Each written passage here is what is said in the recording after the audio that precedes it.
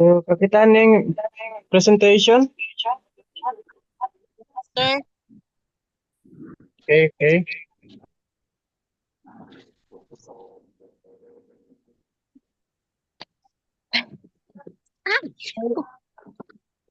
cybersecurity. Our webinar introduced the season's title, Cybersecurity Awareness, UN Security Breach. So this webinar was credited by Simi Yulianto, SE, MCOM, CISSP.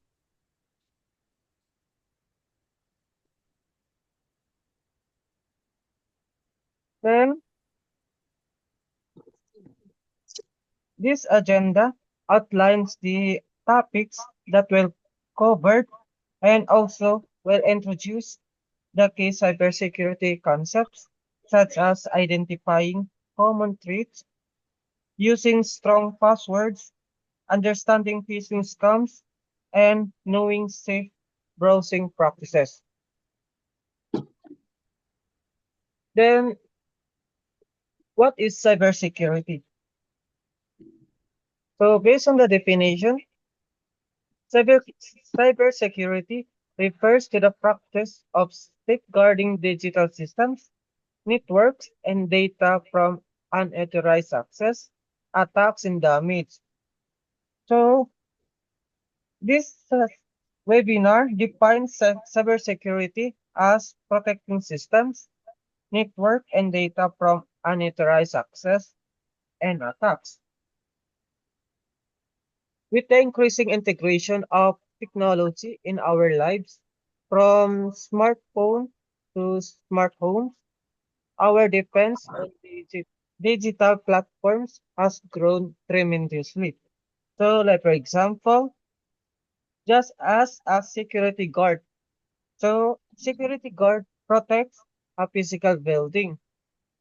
Not unlike cybersecurity, uses tools like firewalls, antivirus software, and security policies to safeguard digital spaces. And then we have three pillars of cybersecurity, and they are confidentiality, integrity, and availability. So, confidentiality, meaning keeping information privately.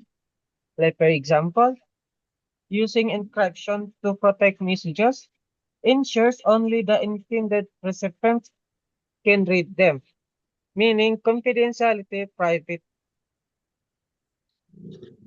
Then, for the integrity means ensuring data remains unaltered.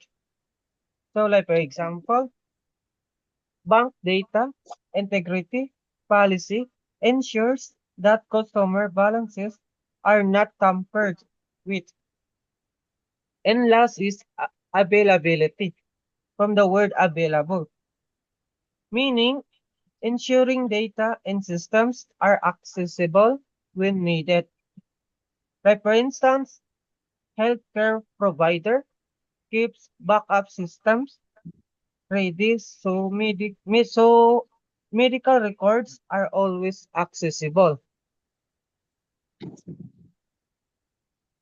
So these three pillars of cybersecurity are important in this topic. Next is cybersecurity is a collective responsible that extends beyond IT departments. So with the help of practicing good cybersecurity habits, so we can contribute to a safer digital environment for ourselves and others. So why should we care? So these presentations highlight the potential impact of cyber threats on individuals and organizations. So first example is personal consequences. So If someone's social media account is hacked, the attacker might spread harmful content or steal personal information for identity theft. Second example is professional impact. A compromised business email account might result in link trade secrets or client information. Meaning to say, in this example, a cyber attack can compromise sensitive company information, disrupt operations, and damage the organization's reputations. Meaning, this can lead to job losses, financial instability, and even legal consequences. Next is data breaches. Large breaches, like those affecting credits and credit cards companies, have exposed sensitive data and result in millions of dollars lost to fraud.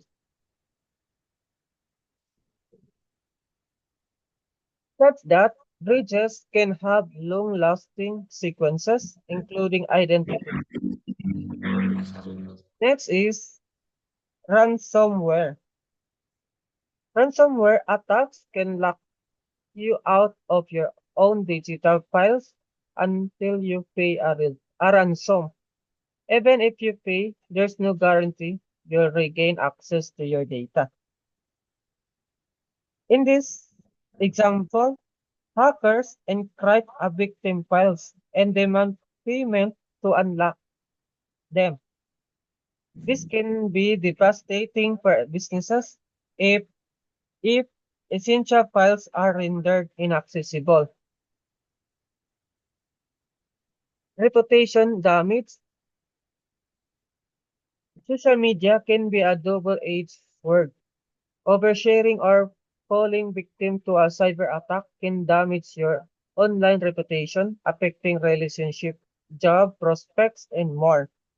Meaning to say, when a person or a company reputation may be damaged if personal or confidential information is exposed publicly. Next is protecting loved ones. If someone shares sensitive family details online, it may expose their loved ones to phishing or impersonation scams. Then, global impact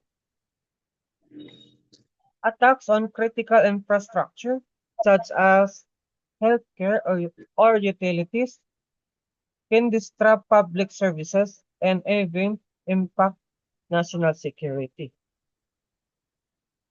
These are these example or potential impacts of cyber threats on individuals and organizations. There's more empowerment through knowledge and phishing attacks, malware malicious or malware, social engineering,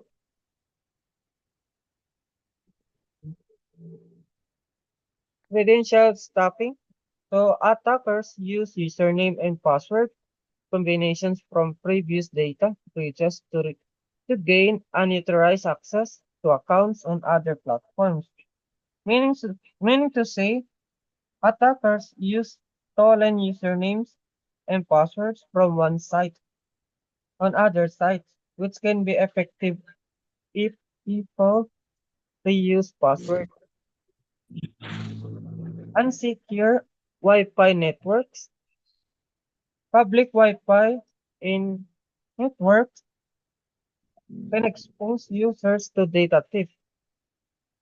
Hackers can intercept data if the network is not encrypted. Insider threats, meaning employees who misuse their access to steal sensitive information or harm the organization's system. Then, common cyber threats.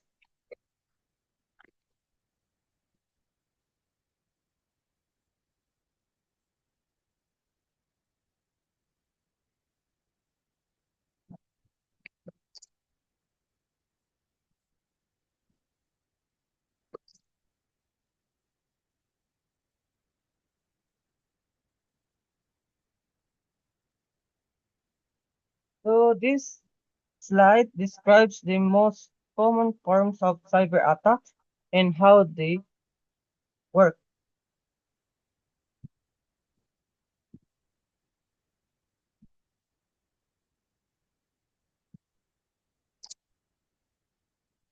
So here are the common cyber threats. We have malware attack flow, ransomware, unsecured Wi-Fi networks, insider threats, phishing attack, and malware or malicious software. This is protecting your passwords. This explains the importance of strong passwords as the first line of defense against unauthorized access. Passwords, for example, like P, then at SSW0RD, then exclamation 23. So that password is more secure than password PASSWORD 123 because it is longer and uses a mix of letters, numbers, and symbols.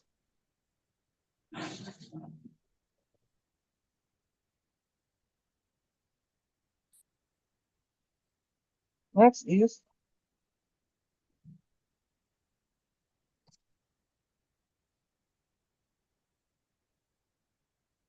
characteristic of strong passwords. We have length. So longer passwords are more secure. It aims for at least 12 characters. For the complexity, use a mix of upper and lowercase letters, numbers, and special characters.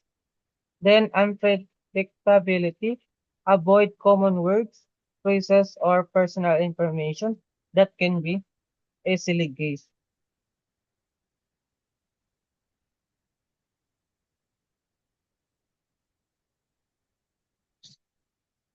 Then next is email etiquette and phishing. So this discusses how to identify and avoid phishing scams, which are attempts to steal sensitive information by pretending to be a legitimate source. Email is a common channel for cyber attacks, including phishing, due to its widespread use and potential for deception. So, like for example, identifying phishing emails.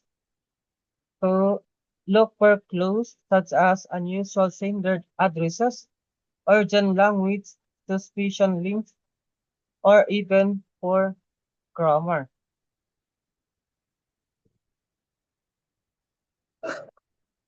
So, tips to prevent falling for phishing. So, avoid clicking on suspicious links and verify unexpected requests by contacting the sender directly through an official channel. Then for reporting phishing, so internal and external report.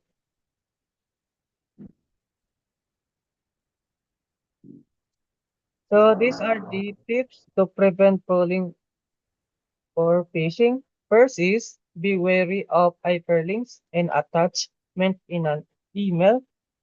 Second, backup system copies. Third, ensure HTTPS connections. Next is to install a robust firewall. And last, use anti-spam solutions.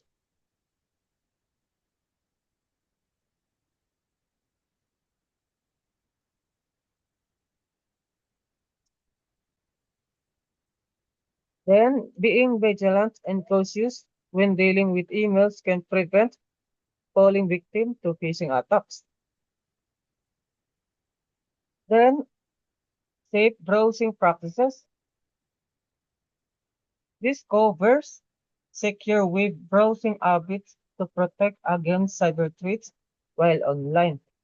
We have secure web browsing, avoid unsecured websites, downloading files, pop-up windows, public Wi-Fi risk, and website authenticity.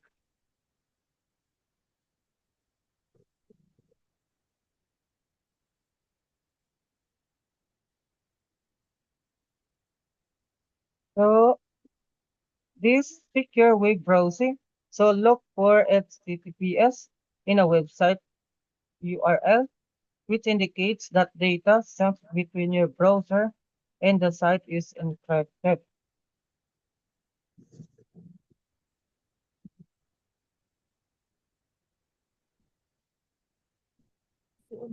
Next is software updates and patches. This emphasizes the importance of keeping software up to date to close security loopholes that attackers might exploit. So, example, patches fix security flaws. When developers discuss vulnerabilities in their software, they release updates to fix these flaws and prevent exploits. So patches fix security flaws that could otherwise be exploited. Updates can enhance software performance in user experience. So keeping your software up to date is a fundamental or important aspect of maintaining a secure digital environment. Regular updates significantly reduce the risk of falling victim to cyber attacks.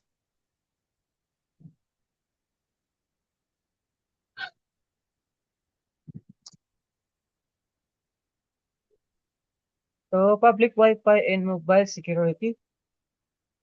This explains the risk of using public Wi-Fi and best practices for mobile security.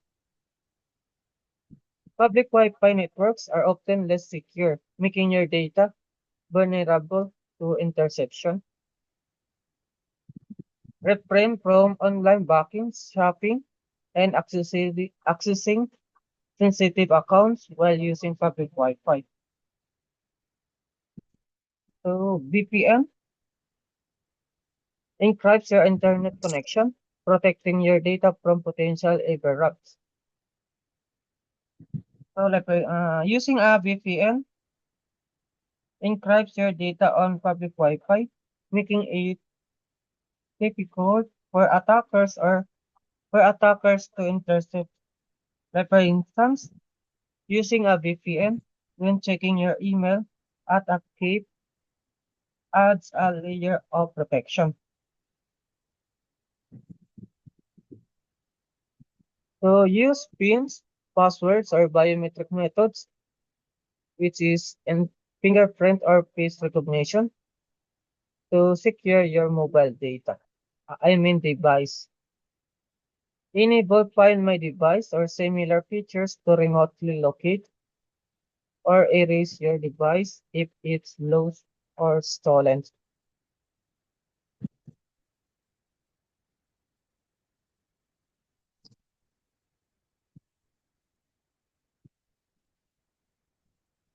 Then social media awareness. Social media allows us to connect, share experiences, and express ourselves. Oversharing can lead to unintended sequences, including cyber attacks.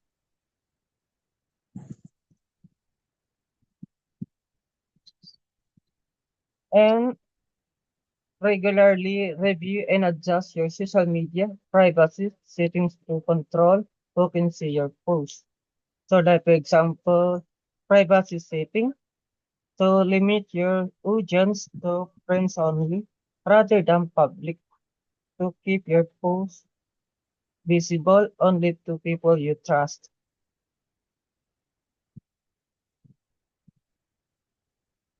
Then two-factor authentication or 2FA. This describes 2FA as a tool to enhance security by requiring two verification steps to access accounts. So one of the example is text messages and authentication apps. So we have types of 2FA, text message, code, authentication apps, hardware tokens, biometric verification. So these are the comparison of 2FA and NFA. Requires you to prove your identity twice. Not unlike the NFA, requires you to prove your identity.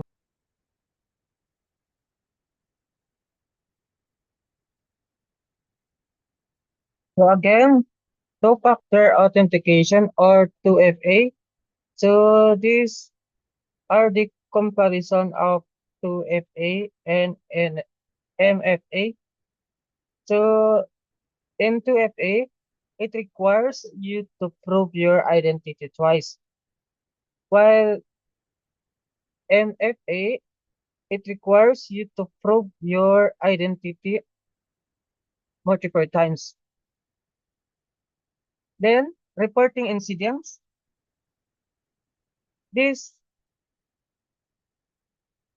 stresses the importance of reporting suspicious activities to prevent damage and improve organizational cybersecurity.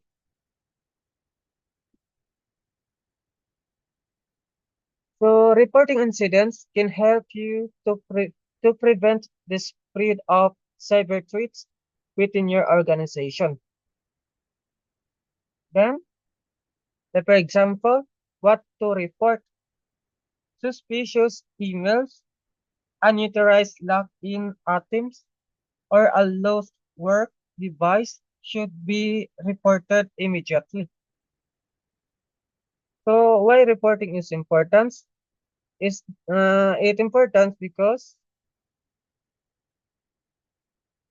for the incident containment, investigation, learning opportunities.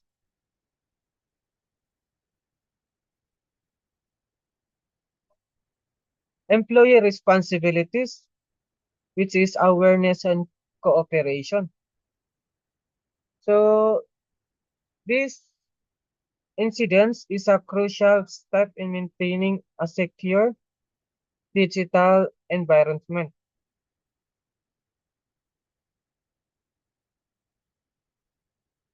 Uh, Above all, the conclusion of this topic, which is cybersecurity awareness, is that cybersecurity is everyone's responsibility, regardless of technical expertise. Awareness and informed behavior play a significant role in preventing cyber attacks. So, by practicing good cyber hygiene, you protect yourself and your organization from potential threats. Also, cybersecurity wraps up the presentation, emphasizing that everyone is responsible for cybersecurity and vigilance is a key. Cybersecurity is also a continuous effort. By staying informed and practicing good habits, everyone contributes to a safer digital world.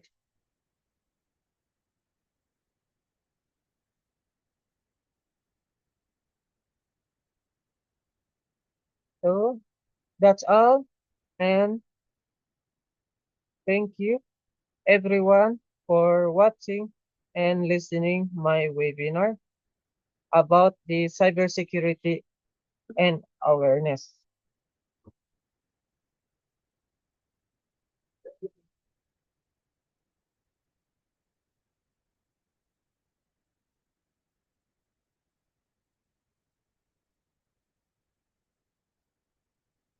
So ang pangasubo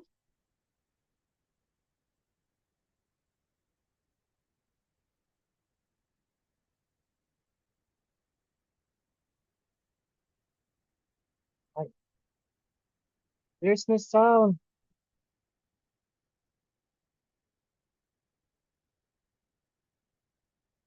Guys, do you hear me?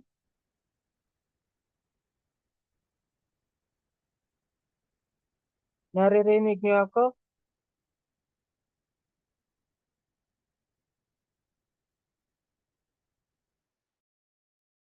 Parang dito sa akin hindi. Hindi ko marinig yung boses ninyo.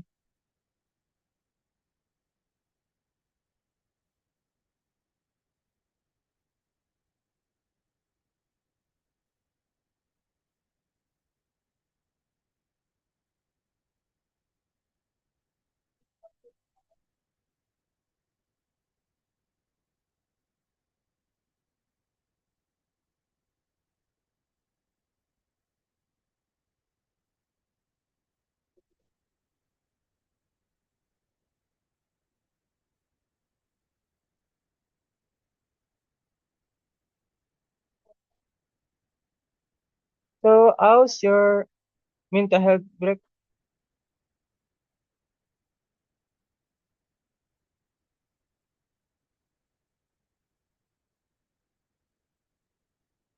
So, that is the end of our presentation. And thank you guys for attending my webinar. I'd really appreciate your efforts for attending my webinar. So, thank you. Thank you guys. Bye.